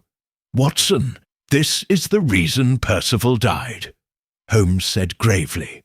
He found the quill's final resting place and paid the ultimate price for knowing too much. I stared at the map, my mind racing. and Rathbone wants it, so he can either destroy it or use it for his own dark purposes. Holmes nodded. Exactly. But now we know what he seeks, and where to find it before he does. Setting the trap, Holmes turned to me, his eyes gleaming with determination. Watson, this is our advantage. Rathbone will make a move to steal the manuscript we retrieved from Sir Reginald. But we will not have it here. Instead, we shall prepare a decoy and lay a trap for him at the vault itself. He strode to the writing desk and began drafting a message. I will send word to Rathbone under the guise of Sir Reginald's secretary, claiming that Sir Reginald confessed everything and that I am willing to sell him the real manuscript at a secret location. He will not resist such bait. And where will this secret meeting take place? I asked. Holmes smiled thinly. At the entrance to the vault itself, where the truth will be revealed and Rathbone's treachery exposed. Holmes's quiet reflection. As Holmes finished writing the letter, he paused and looked out the window, watching the swirling fog beyond. Watson, all these weeks we have danced around shadows, but now the end is in sight. By tonight we shall know the whole truth, or face the consequences of confronting a desperate man. His words hung in the air, heavy with the weight of what was to come. A dangerous plan set in motion. By late afternoon, Holmes had arranged for the letter to be delivered to Rathbone. We sat in our rooms, waiting, every tick of the clock a reminder that the final act of this grim play was about to begin. As evening fell and the city lights flickered to life in the mist, Holmes rose and adjusted his coat. Watson, it is time. The game is afoot, and we must be ready to face Rathbone at the vault. Take your revolver. I fear we shall need it. With that, we stepped out into the night, bound for a hidden corner of London where the devil's quill lay buried, and where danger surely awaited us. Chapter 15. The final gathering. The fog lay thick as velvet over the streets of London that evening, swallowing the gaslights and muffling the clatter of horses' hoofs on cobblestones. Holmes and I made our way along the narrow alleys of the old city, the map recovered from Percival's study clutched tightly in Holmes's gloved hand. "This way, Watson," Holmes murmured, his sharp eyes scanning the shadows. "The vault lies beneath the ruins of the old Blackfriars Monastery, long forgotten by most, but not by Rathbone, it seems." The vault's hidden entrance. We arrived before a crumbling archway, half hidden behind overgrown ivy and bricked walls. Holmes stepped forward, brushing aside the vines to reveal an ancient stone door, nearly swallowed by time itself. "Here it is," Holmes whispered, running his fingers over the weathered carvings that adorned the entrance. "Exactly where Percival's map indicated. This is where the devil's quill sleeps, and where we shall bring Rathbone to his end." He turned to me, his gaze intense. "Are you ready, Watson? Once we step inside, there may be no turning back." Nodded. "Always, Holmes." Setting the stage, Holmes opened a satchel he had brought, revealing not only his pistol and magnifying glass, but also a small parcel wrapped in brown paper, a carefully prepared decoy resembling the manuscript. "Place this where he cannot resist taking it," Holmes explained, "and then, when he thinks he has won, we shall close the trap." Lighting a lantern, Holmes led the way down a spiral of crumbling stone steps that descended deep beneath the city.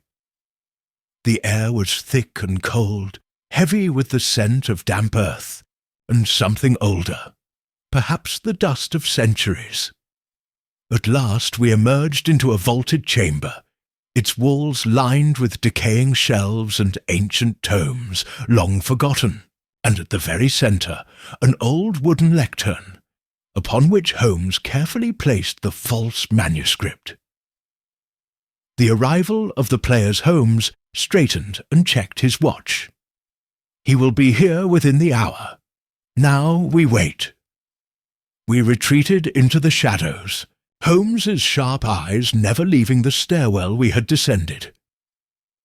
We did not wait long. Footsteps echoed down the corridor, followed by the sharp flare of a lantern. A figure emerged from the darkness. Rathbone, his thin face pale and tense, his eyes gleaming with a mixture of triumph and desperation. Behind him, to my surprise, came Inspector Lestrade, looking uneasy but resolute. "Well, well," Rathbone sneered, stepping into the room. "So the famous Sherlock Holmes thinks he can bait me like a common thief." Holmes stepped from the shadows, calm and composed. "On the contrary, Rathbone, I knew you would come for what you believe to be Percival's final secret. Si voulez. Quill, such a tempting prize, is it not?"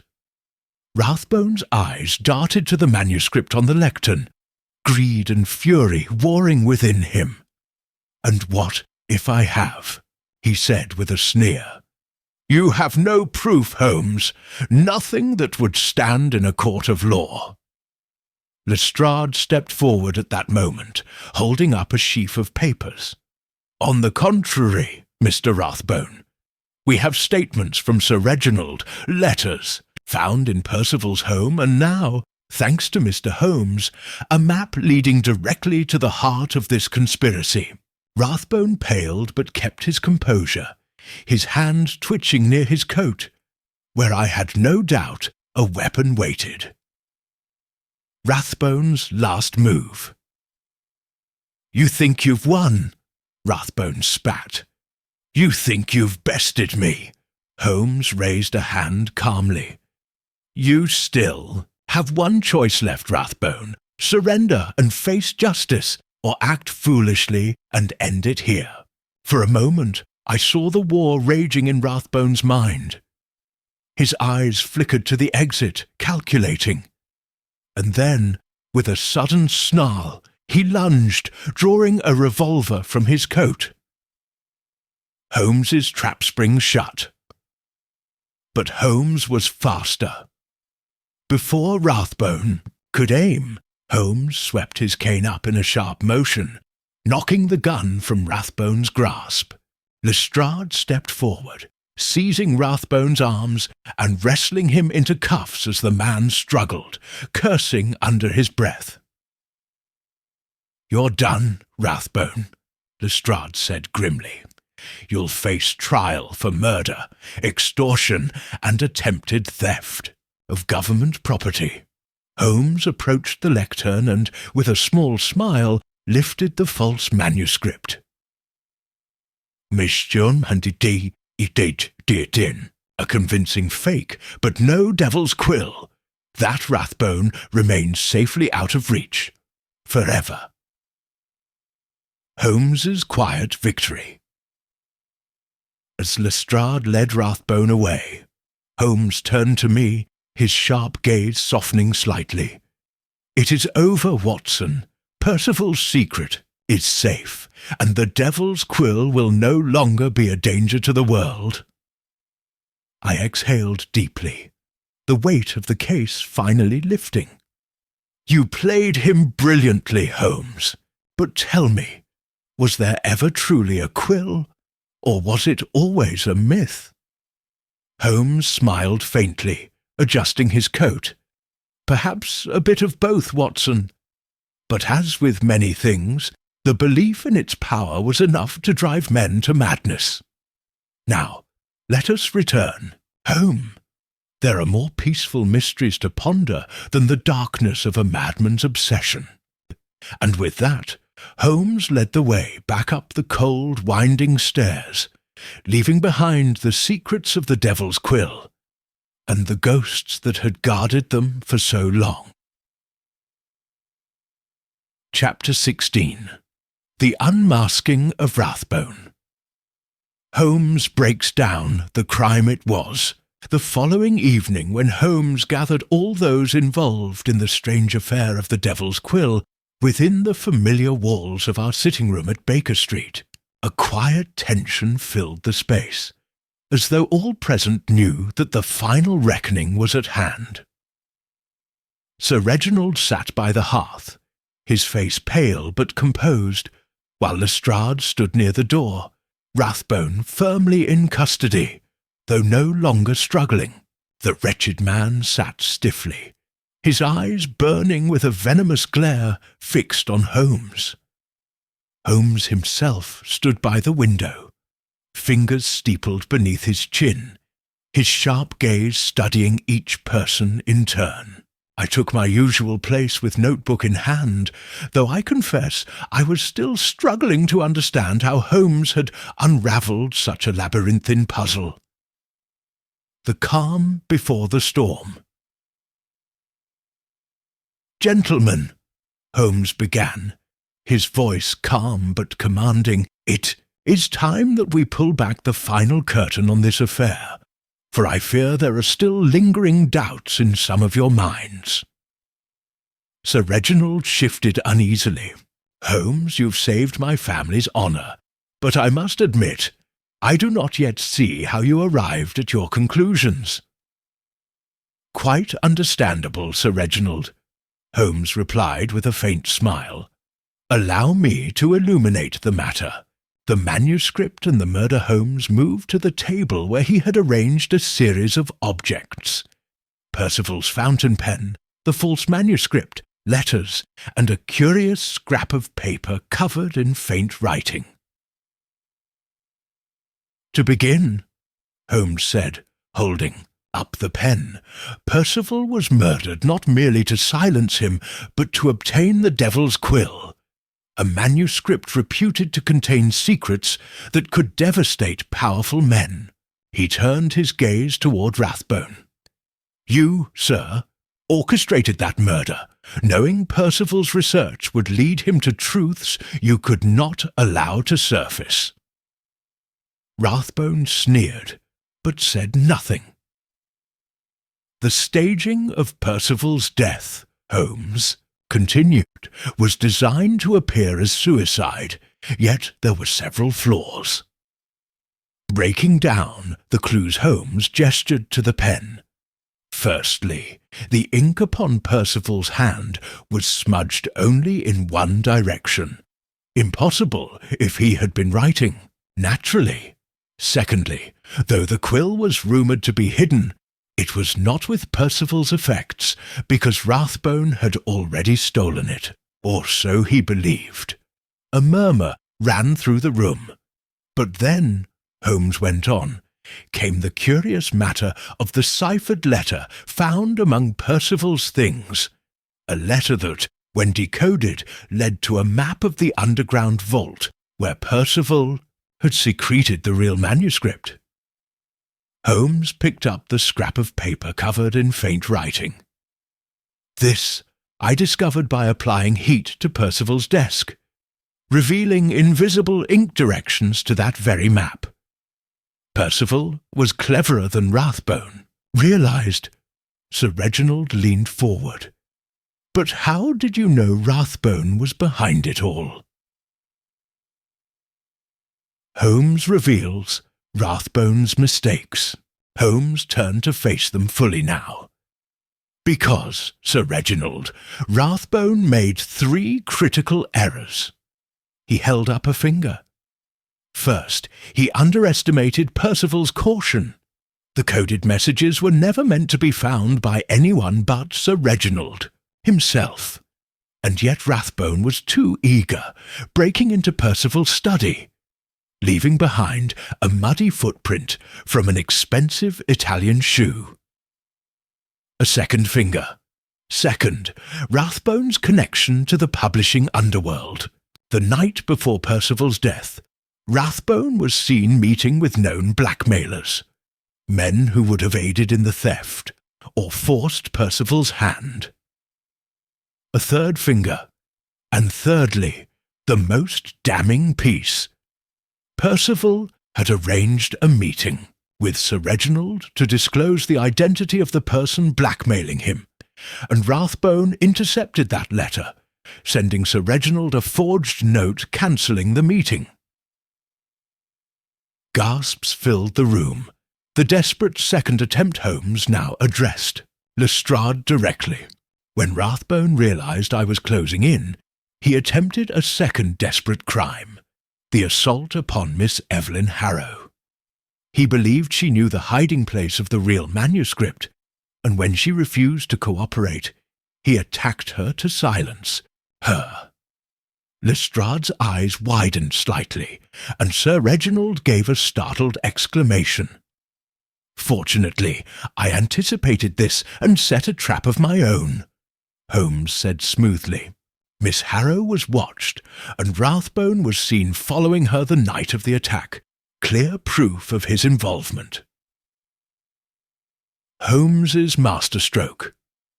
The decoy and the capture. Finally, Holmes gestured towards the false manuscript. And thus we arrive at last night, when Rathbone walked into my final deception. Believing he was retrieving the devil's quill, he instead found himself caught. You see, gentlemen, there never was a devil's quill, at least not in the manner Rathbone imagined. Percival had fabricated much of the legend to protect a simple document exposing corruption. Damning, but nothing as apocalyptic as Rathbone believed.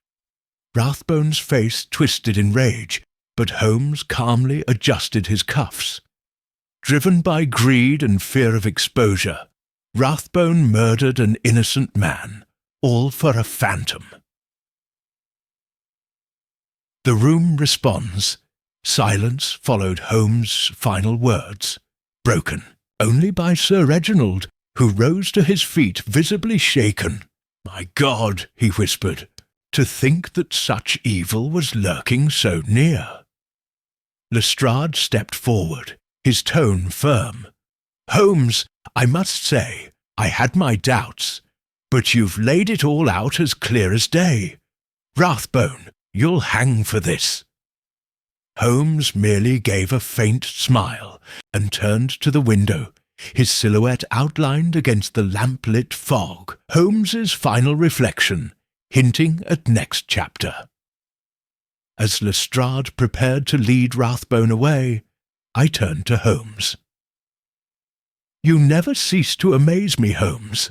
But tell me, what led you to suspect Rathbone from the start?"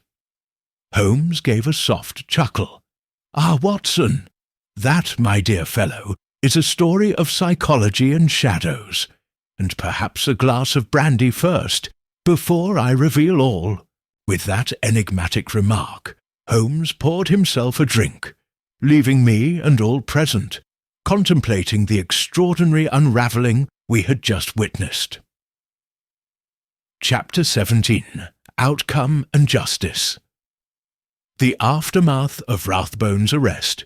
It was 2 days after Rathbone's dramatic arrest that Holmes and I sat quietly in our Baker Street lodgings, reflecting upon the extraordinary events that had finally reached their close. Outside, a soft rain tapped against the windows, the murmur of carriages in the street below. A gentle reminder that life in London carried on, indifferent to the tragedies and triumphs of men. Holmes was in his armchair, his long fingers steepled. Before him, eyes half closed, as though he were deep in meditation. I sat opposite, nursing a glass of brandy, still turning over the strange twists and turns that had led to Rathbone's unmasking. News of Rathbone's fate Lestrade had sent word earlier that morning. Rathbone had confessed, though not without venom and bitterness, and the police were now in possession of all necessary evidence to ensure his conviction. His trial, Lestrade assured us, would be swift. "Justice is a strange thing, Watson," Holmes murmured at length. "It moves slowly at times and at others with ruthless swiftness. But in the end, it finds its mark." A family's honour. Restored Sir Reginald had called upon us only hours before to express his profound gratitude. The heavy burden that had weighed upon him since Percival's death had been lifted. "My family's honour is intact because of you, Holmes," he had said, his voice thick with emotion. "And my brother's name will no longer be tarnished by vile lies. I can never thank you enough." Holmes had inclined his head modestly. "It was the truth that mattered, Sir Reginald. I merely helped uncover it." Evelyn Harrow's future miss. Evelyn Harrow, too, had sent her thanks, though she was still recovering from her ordeal. A small smile had touched Holmes's lips as he read her letter aloud. "She is stronger than she appears, Watson," he had commented. "I expect she will rise above this shadow soon enough. People of her character always do." Holmes reflects on human nature. As the rain continued to patter against the window, Holmes finally spoke again. "What fascinates me most, Watson, is not the crime itself, but the mind that conceived it. Rathbone believed himself untouchable. It was not merely greed that drove him, but fear of his past deeds coming to light through Percival's manuscript." I leaned forward, intrigued. "You mean to say he feared what Percival had uncovered more than he wanted the manuscript? For gain?" Holmes nodded. "Precisely. His panic led him to act rashly. Murder, theft, blackmail. Had he waited, perhaps he might have escaped suspicion. But fear unravels even the most careful criminal's plans." The mystery of the Devil's Quill. Resolved and sayur. "The Devil's Quill?" I asked. "Was there ever really such a document?" Holmes gave a rare, soft laugh. "Oh, Watson, there was a manuscript, yes, but it was no dark tome of forbidden secrets, merely Percival's carefully gathered research on corrupt dealings among certain gentlemen of influence. Enough to ruin reputations, yes, but nothing supernatural. The legend of the Devil's Quill was merely Percival's own creation, to ensure no one took it lightly." He added, almost with amusement, "Sometimes it is not the truth itself that gives a thing power, but what men believe about it." The last piece of the puzzle. Holmes rose and moved to the window, watching the mist rise from the street. "There is one final thought, Watson," he said quietly. "Even as we solve one case, London is full of others, dark corners where crimes remain hidden, waiting for light." I rose to join him at the window. "And you'll be there to bring that light, Holmes?" He smiled faintly. "Perhaps, so long as there are puzzles to be solved." We stood in silence for a moment, watching as a figure hurried through the fog outside, their forms swallowed quickly by the shadows of the city. A hint of new adventures. Finally, Holmes turned to me with a glint in his eye. "Watson," he said, "I have received an intriguing letter this morning, a matter involving a locked room and a vanishing jewel. It promises to be a curious little problem." I grinned. "Another adventure, Holmes?" He returned the smile. "Indeed. Shall we, Watson?" As always, Holmes, I said, reaching for my coat. And with that, we stepped out into the London mist, ready once more to face the unknown. Chapter 18. Holmes's final reflection, the case. Concludes, several days had passed since Rathbones. Arrest and confession, and life at 221B Baker Street had settled once more into its familiar rhythms. Holmes, always restless when not engaged upon some fresh investigation, now lounged in his chair, playing languid strains upon his violin as I sat writing these final notes on the affair of the Devil's Quill. The morning sun filtered gently through the lace curtains, casting golden patterns upon the floor. Outside, the usual clatter of hooves and wheels mingled with the calls of newspaper boys, shouting the latest headlines, no doubt still filled with accounts of Rathbone's crimes and capture. Watson's final questions. I laid my notebook aside and looked thoughtfully at Holmes. "There is one thing I still don't quite grasp, Holmes," I began, watching him as he gently set down his violin and turned to face me with a mild smile. "And what is that, Watson? How did you so quickly see through Rathbone's deception, when everything he presented to us seemed so perfectly arranged to point elsewhere? The false leads, the staged letters, it was all very convincing." Holmes gave a soft chuckle, steepling his fingers beneath his chin. "My dear Watson," he said, "the very perfection of the deception was what gave him away. Life, as you know, is rarely so tidy. When a case presents itself with every detail fitting too perfectly, you may be sure that someone has worked very hard to make it so." He paused for a moment, then added, "It was because the clues pointed so squarely toward others, Sir Reginald, Miss Harrow, that I knew to look elsewhere. A man intent on committing the perfect crime will always seek to direct suspicion far from himself.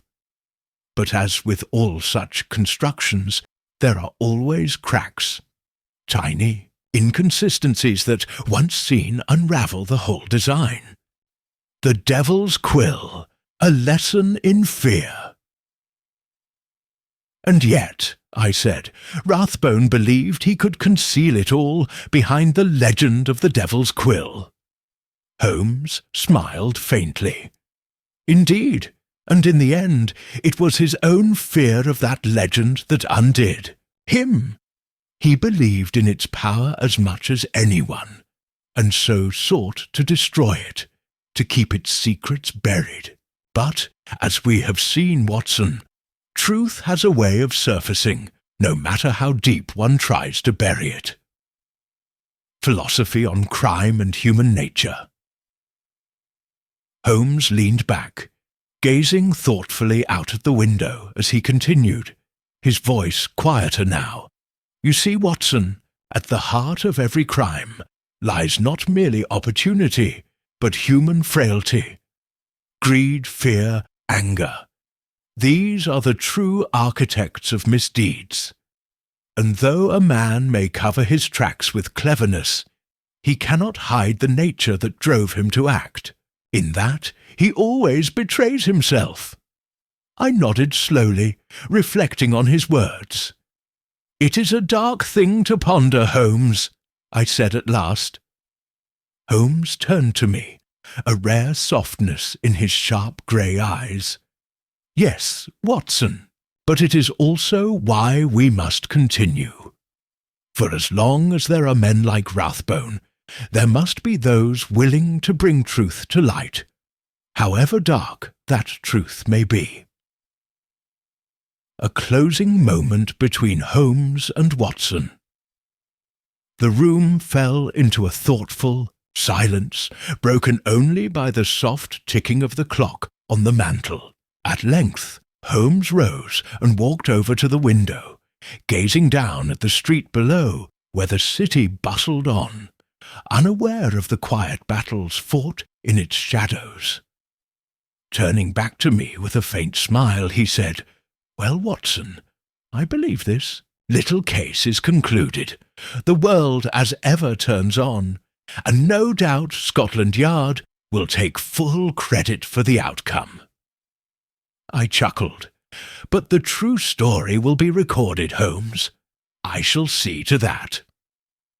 Holmes gave a playful shrug. "As you wish, my friend, though between ourselves it was all—" He paused, a twinkle of amusement in his eye. "Elementary."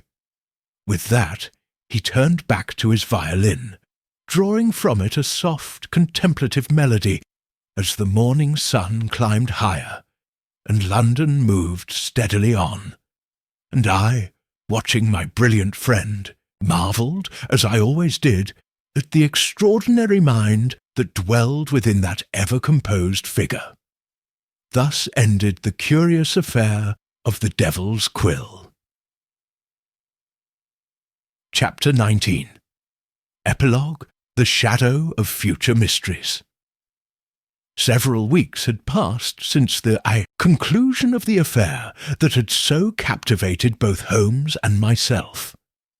An affair that left in its wake not only justice served, but also lingering questions. Though Rathbone now sat in a prison cell, and the Devil's Quill lay locked away in Scotland Yard's evidence vaults, I found that I could not easily shake the shadow that had fallen over us during those strange days. Watson's quiet reflection. On a particularly grey London morning, I sat alone in the sitting-room of 221B Baker Street, musing over the notes that would soon form the final draft of my account. Holmes was absent, having departed early on some trivial errand, leaving me to my thoughts and the crackling fire that fought bravely against the cold. As I reviewed the details, Rathbone's elaborate schemes, the secret that had driven him to murder, and Holmes's relentless pursuit of truth, I could not help but wonder at the darkness that sometimes lurked behind the facade of civilization. How many others, I murmured to myself, hide such terrible secrets beneath a veneer of respectability? Holmes's unexpected return. At that moment the door burst open and Holmes swept in, his coat damp from the London drizzle, eyes alight with a glimmer I had not seen since the Devil's Quill case had ended. "Well, Watson," he said briskly, removing his gloves and tossing them onto the chair, "it seems that London is not yet done with us." I looked up in surprise. "What do you mean, Holmes? Another case?" A thin smile tugged at his lips as he approached the fireplace, warming his hands briefly before turning to me with that familiar gleam of excitement. A new mystery beckons. I have just received an urgent message from Inspector Lestrade. A curious matter indeed, a prominent banker found dead under circumstances as baffling as they are alarming. And Watson, he added, fixing me with an intense gaze, there was found near the body a single black feather, not unlike those which adorned the Devil's Quill. I sat upright, a chill running through me. "You think there's a connection?" Holmes shrugged, but I could see the keen anticipation in his eyes. "Perhaps, or perhaps someone wishes us to think so. Either way, Watson, it appears we are summoned once more into the depths of London's mysteries. Come, there is no time to lose." The game begins. Anew, as Holmes swept from the room, already donning his hat and coat, I hurried after him, my mind racing with possibilities. Whatever the truth of this new case, one thing was certain. Our adventures were far from over, and As I stepped out into the fog-drenched streets at Holmes's side, I felt once again that familiar thrill of stepping into the unknown, knowing that the keenest mind in England was at the helm. "The game," Holmes murmured with a glint in his eye, "is once more afoot." Chapter 20. Closing thoughts and final reflection. Fire in our sitting room at 221B Baker Street had burned low, casting long shadows that danced lazily upon the walls. Holmes sat in his customary chair, his lean fingers steepled under his chin, eyes half-lidded in contemplation. The case of the Devil's Quill, as I had come to call it, had now reached its undeniable conclusion. Yet, in the quiet that followed the storm, a different kind of reflection had settled over us both. Watson's quiet admiration. From my chair by the hearth, I regarded Holmes with a mix of admiration and concern. To any casual observer, the man might appear indifferent, unmoved by the harrowing ordeal we had just weathered. But I, who had walked beside him through many dark corridors of human nature, could detect in his silence a profound and private meditation. "Holmes," I ventured quietly, breaking the stillness, "you must admit that this case was unlike most others, even for you." He opened his eyes slightly, the ghost of a smile playing at the corners of his mouth. "Perhaps, Watson. Yet, in the end, it was nothing more than the unravelling of facts, threads waiting to be pulled. The human mind, after all, rarely invents a crime without leaving behind its signature." The nature of evil hesitated before speaking again. Still, it was a monstrous affair. To think that ambition and revenge could drive a man to such calculated cruelty. Do you not find it chilling? Holmes regarded me thoughtfully, and for a moment I caught a rare glimpse of something deeper, a melancholy that seemed to flicker behind his sharp gaze.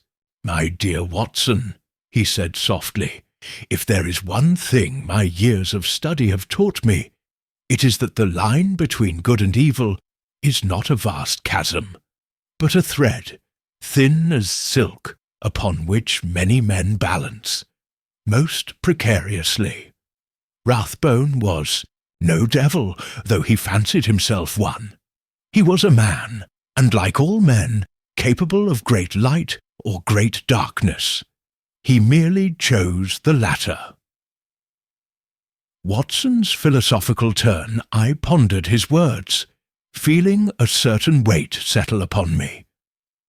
"Then what keeps us from falling, Holmes, if all men walk such a narrow path?" Holmes leaned forward, studying me with a curious expression, as though weighing his answer. "Reason, perhaps," he mused, "or conscience, or perhaps Watson." And here he paused, his gaze sharpening. "It is the knowledge that there are others, watching, others who will pull us back from the brink. You, for instance, my friend." I blinked, momentarily taken aback by the rare glimpse of sentiment. "You give me too much credit, Holmes." But he only smiled faintly. "Not at all. If I am the blade, Watson, you are the sheath. Without you, I might have been tempted to plunge too deep into darkness, and there I would be lost." Holmes's characteristically modest endnote he rose then, dusting ash from his sleeve, as though shrugging off the entire conversation. But enough of such musings. The world turns, and already new puzzles are being conceived in the minds of men. Shall we not be ready when next the doorbell rings? I smiled, feeling the old warmth return. "Of course, Holmes. The world would be a far colder place without your mind upon its riddles." He offered a short laugh, moving to the window and peering out into the fog-laden street beyond. "And perhaps," he said quietly, "it is a riddle we are all trying to solve, Watson, this great game called life. Now, shall we have some tea before our next caller? I dare say Mrs. Hudson has kept the pot warm." And with that, the great detective turned from the shadows and back into the light of the room, ready once more to face whatever mystery London would dare to present. Final line, signature close. "Come, Watson," Holmes said briskly. "The game is never truly over."